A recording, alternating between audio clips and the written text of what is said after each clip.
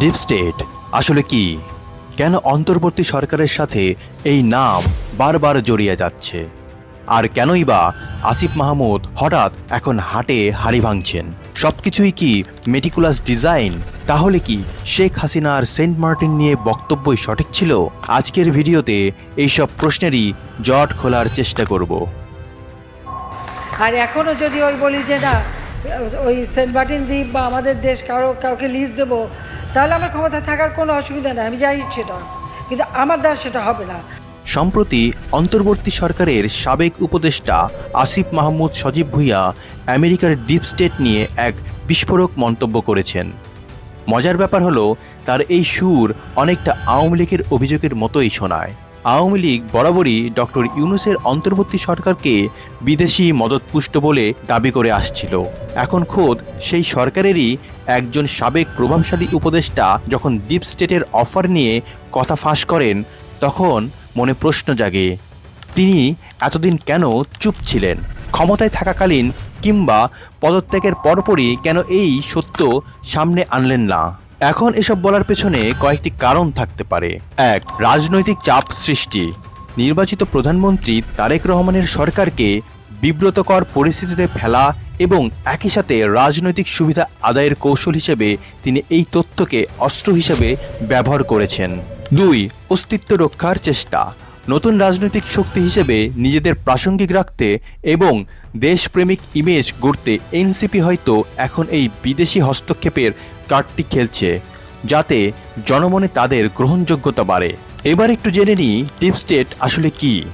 সহজ কথায়, আমেরিকার ডিপ স্টেট হলো পর্দার আড়ালে থাকা শক্তিশালী গোয়েন্দা সংস্থা ও স্থায়ী আমলাতন্ত্রের এক নিরবচ্ছিন্ন শাসন ব্যবস্থা। ফলে হোয়াইট হাউসের ক্ষমতা বদলালেও এদের মূল ভূ রাজনৈতিক লক্ষ্য অপরিবর্তিত থাকে। ইতিহাসের পাতা উল্টালে দেখা যায়, বিশ্বের কোনো দেশ বা নেতা যখনই মার্কিন স্বার্থের পরিপন্থী অবস্থান নিয়েছেন, তখনই এই শক্তিশালী চক্রের হস্তক্ষেপে সেখানে সরকার পতনের মতো ঘটনাও ঘটানো হয়েছে। আসিফ মাহমুদ শুধু ডিপ স্টেট নয়, আরও একটি বিতর্কিত মন্তব্যও করেছেন। তিনি মেজর জিয়াউর রহমানকে স্বাধীনতার ঘোষক বলাকে সংবিধান বিরোধী হিসেবে আখ্যা করেছেন। এর পেছনের কারণ কি? এটি কি স্রেফ আইনি ব্যাখ্যা? সম্ভবত না। এর কারণ হতে পারে সংবিধান সংস্কার এবং গণভোটের ব্যাপারে বিএনপি সরকারের কিছুটা নিউট্রাল অবস্থান।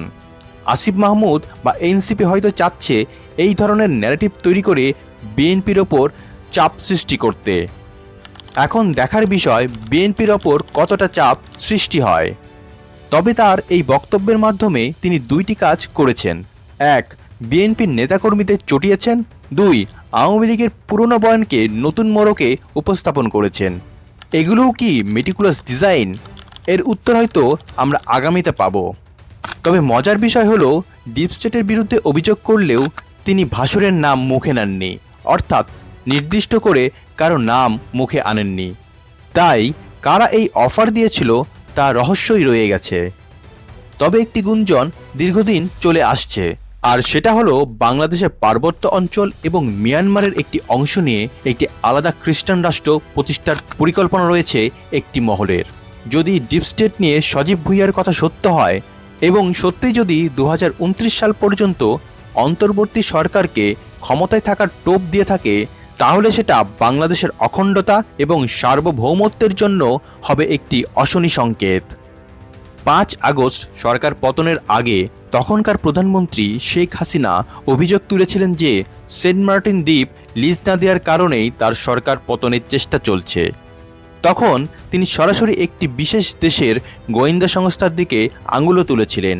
আসিফ মাহমুদের ডিপ স্টেট নিয়ে বক্তব্য কি তাহলে শেখ হাসিনার সেই দাবিকেই জাস্টিফাই করছে?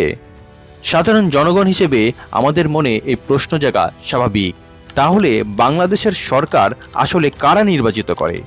বাংলাদেশের জনগণ নাকি পর্দার আড়ালের কোনো ডিপ স্টেট? আপনার কি মনে হয়?